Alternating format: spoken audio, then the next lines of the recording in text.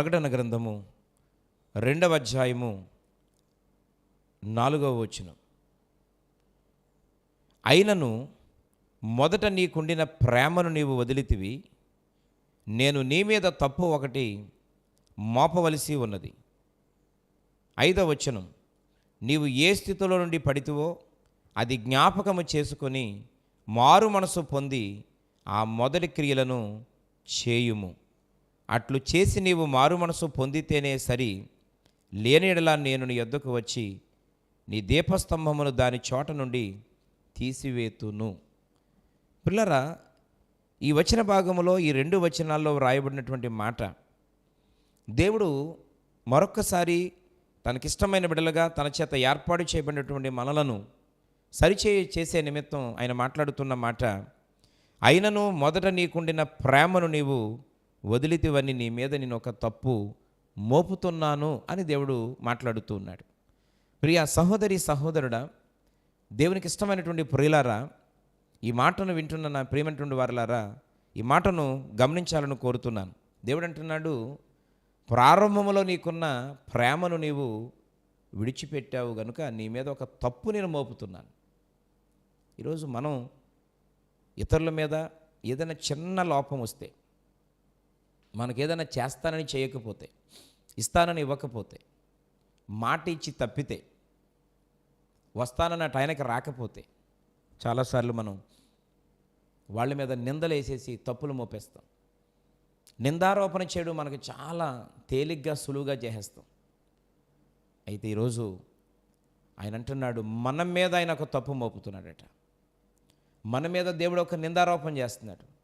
ఏంటా తప్పు, ఏంటా నింద అని అంటే, మొదట నీకుండిన ప్రేమను నీవు విడిచిపెట్టేశావు అంటున్నాడు.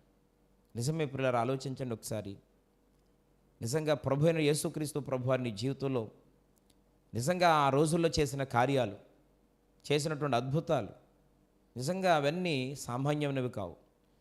ఆ పరిస్థితుల్లో దేవుడు ఆ విధంగా తప్పించకపోతే, ఆ కార్యాన్ని చేయకపోతే ఈరోజు మనం మరవబడి ఉండేవాళ్ళం, అసలు భూమి మీద సజీవంగా ఉండేవాళ్ళం కాదు. కానీ ఈరోజు అవన్నీ గుర్తున్నాయా మనకు?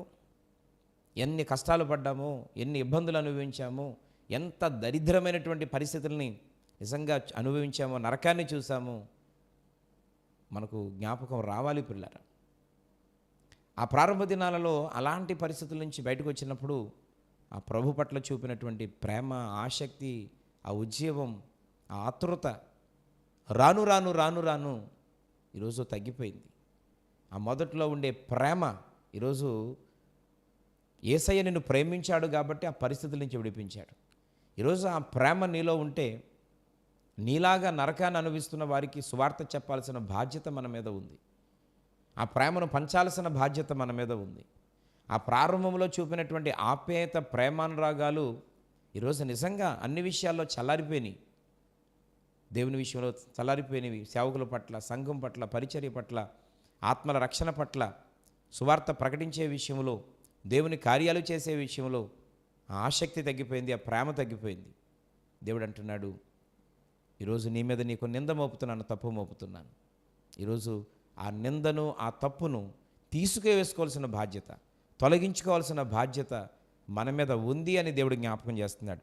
ఎందుకనంటే తర్వాత వచ్చిన భాగంలో అన్నాడు కదా, నీవు ఏ స్థితిలో నుండి పడితువో దాన్ని జ్ఞాపకం చేసుకొని ఓ మారు మనసు పొంది మరలా నీ ప్రారంభంలో ఉండేటువంటి ఆ భక్తి జీవితాన్ని, ఆ ప్రేమను, ఆ విశ్వాసాన్ని, ఆసక్తిని నీవు కనపరిస్తే సరే, లేకపోతే నేను నీ యొద్దకు వచ్చి దీపస్తంభమును దాని యొద్ద నుండి తీసివేతును.